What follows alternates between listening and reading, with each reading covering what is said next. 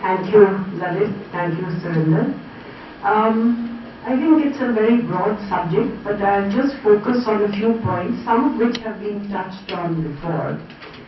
One is when we look at both Thoreau and Gandhi, they look at the individual's responsibility to be guided by his conscience in his or her dealings with the state, not to accept government as always being right because it has authority, but really to question that authority in the light of your conscience, to see whether what the government is doing is right and just, or whether what the government is doing is unjust and perpetuates injustice. If it perpetuates injustice, then both enjoin upon the individual the responsibility to resist unjust laws. Now, Thoreau was doing this in the context of the Mexican War, the treatment of Native Americans in America at the time, and of course slavery, for which he refused to pay taxes, the poll tax, and was imprisoned. But he didn't really weld this into a movement.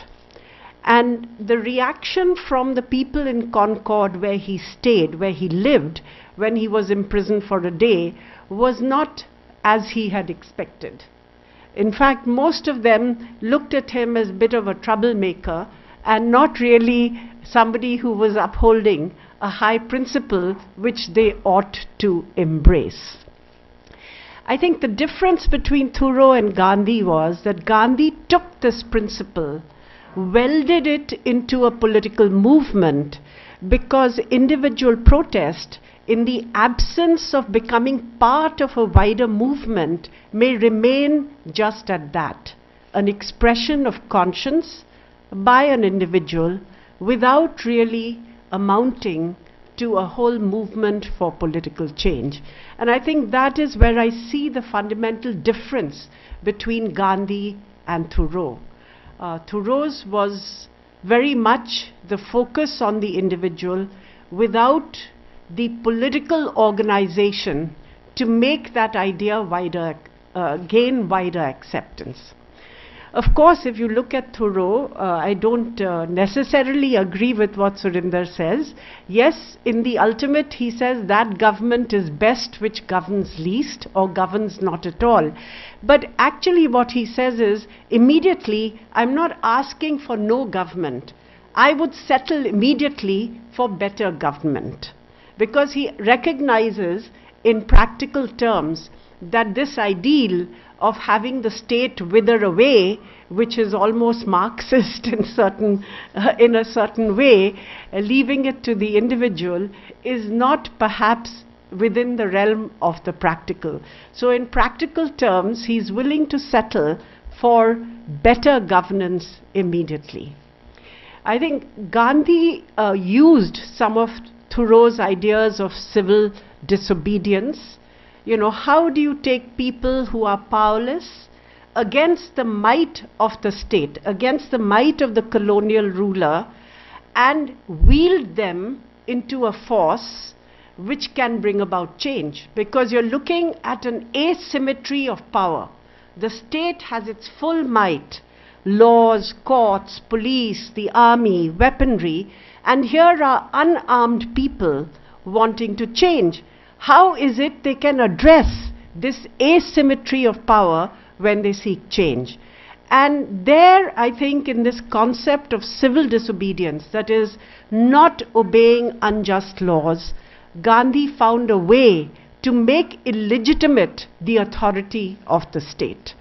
When he did the simple act of making salt after the Dandi March, you know, he established that this was something where, you know, where there was an injustice, people would not cooperate with the state. So in some sense, it was a brilliant tactic as well to address the asymmetry of power between people and the state when you are opposing an organized institution with authority and force, and the people who are opposing it have neither on their side. uh, I think for Gandhi, non-violence was the essence of this resistance. And in this he drew from a long Indian tradition of ahimsa or non-violence, stretching back to Buddhism, Jainism, Ashoka, where basically respect for all living things and for not using violence against any living being was a very intrinsic part of our spiritual and cultural ethos. And he believed that if you won a victory through violence, it would bring you some momentary gain, but it was non-violence which had the potential to appeal to the conscience of the oppressor and change his mindset. And therefore, it had the potential to bring about more lasting change rather than change imposed through force. So he suffered for it, he went to jail, he went to prison, but then both he and Martin Luther King in America, with his civil rights movement, demonstrated that power need not flow from the barrel of a gun, that change could be brought about through civilian protest and evolutionary means, and that it was not necessary to have violent disruptive revolutions to bring about change. I think this was the great contribution, because till then, monarchies had gone, but there were executions and revolutions in France and Russia and so on, the Chinese Revolution. But I think what India and Gandhi brought to the world was the ability to bring about change peacefully in an evolutionary manner without recourse to revolutionary violence.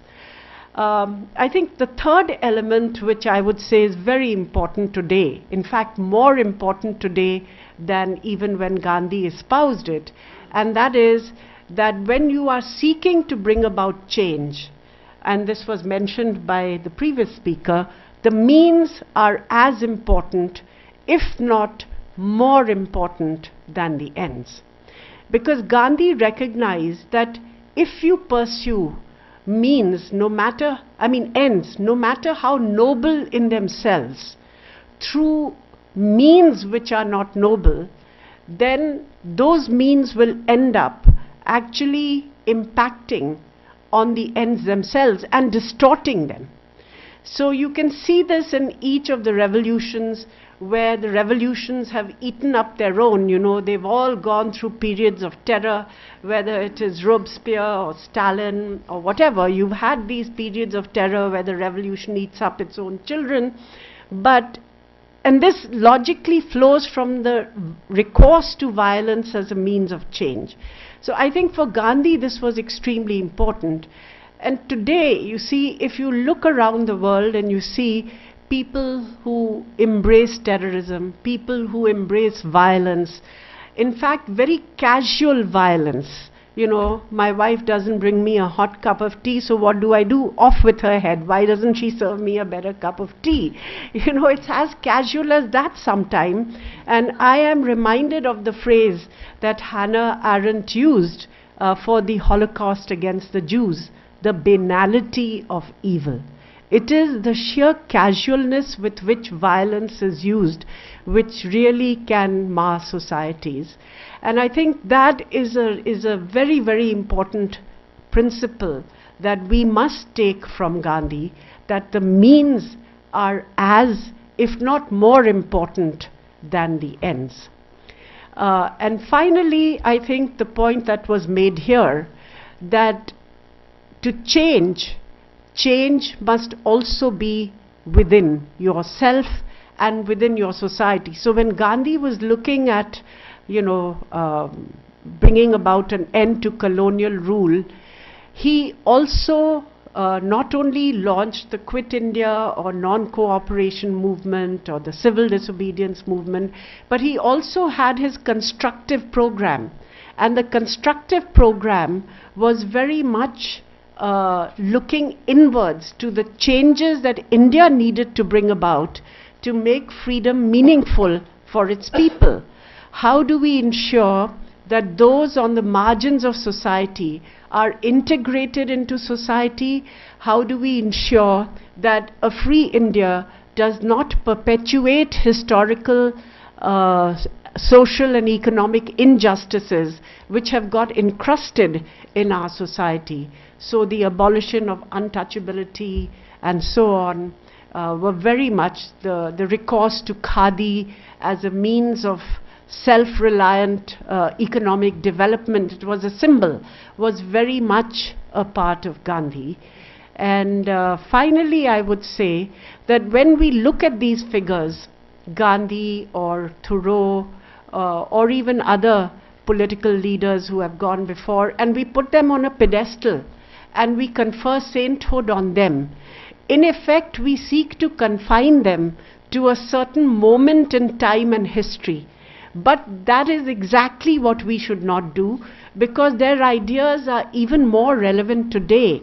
I mean, if you look at the Arab world, then, and what is happening there, you know, this aspiration of the youth, can it be channeled in constructive ways? Can we have, you know, governance with the consent of those governed? Will those societies learn to accommodate dissent within those societies as a legitimate form of political expression, rather than have one dominant ideology which then believes it has the right, and therefore, because it's right, it can basically suppress other ideologies? I think these are very, very relevant questions today. And wherever there is an aspiration for greater human freedom, for human dignity, for inclusiveness, I think Gandhi and Thoreau will be remembered. I think at the end I must add one more thing which is very relevant to India, and that is dignity of labor. I think Gandhi's new Talim, which looked at education, basic education, but at imparting the dignity of labor, I think was very important, and we have let that go, so that today our society, you know, everybody wants to become a bureaucrat or to sign bills, but even if he's an engineer, he doesn't want to work with his hands. The person who settles your car, the mechanic, he is not equipped with the theoretical knowledge to do it, because he's not studied engineering. The person who studied engineering, as I said, wants to pass TA bills. So this question of this divorce between knowledge and working with your hands, I think is a very, very strong cultural restraining factor for India's economic growth, and one which we need to break out of. Thank you.